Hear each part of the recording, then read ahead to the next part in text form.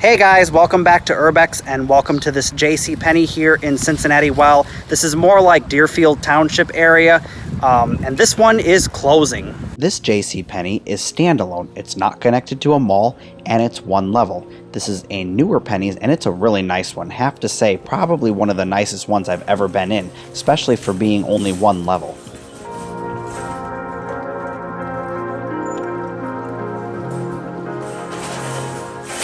I've been in a lot of Penneys and I've never seen a sign quite like this directing you to all the departments.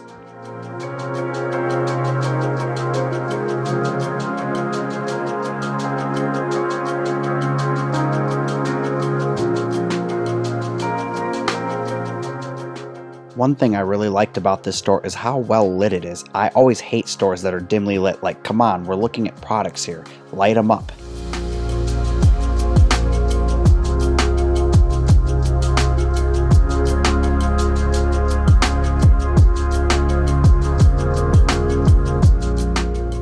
This brings us to the Jcpenney salon, and I have to say this is the nicest Penneys salon that I've ever seen, and I know they just started liquidating, but I was really surprised to see that the salon was still open and operating and they were still taking clients. There were people in there having their hair cut.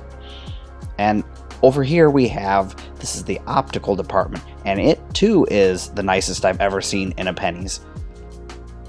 This Penneys even had a home design area, which I know I've seen them before, but they're quite rare, and you know, especially one as nice as this. I used to buy a lot of my clothes here when I was a kid, but more recently as I got older and my tastes changed, I just, you know, their styles are just kind of bland and boring, although they're not as bad as some department stores, mainly Kohl's to name one.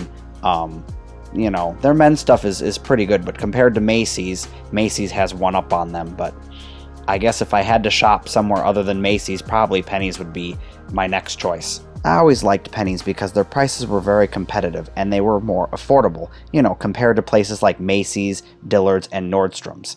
But ever since they've started closing stores and I've been going to their sales, I've noticed that their prices aren't exactly affordable. And I don't know if this is just a case of price inflation where they jack up the price and then put it on sale so that the store is actually selling it at what it really normally would sell at.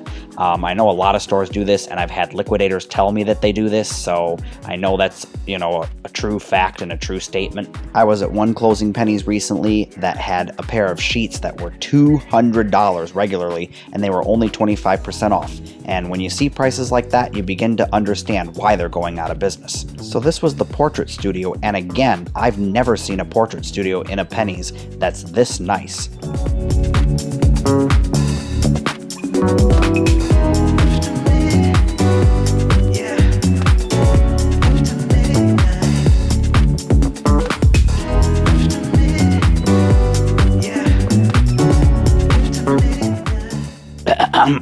Attention in aisle 28. The shoe department needs some attention. And that is very true. That shoe department was a disaster. Even the toy department, which I didn't even know Penneys had a toy department because most of them don't, at least the ones I've been to. But it needed some attention too because things were just thrown all over the place, and that's very unlike Penneys.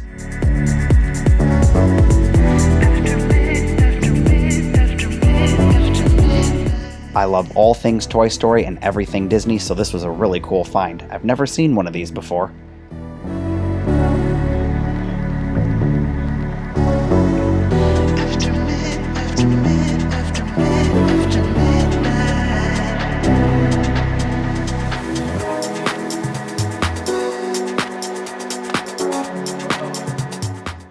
Well guys, that was a look at your liquidating Jcpenney here in Cincinnati, more specifically Deerfield Township area.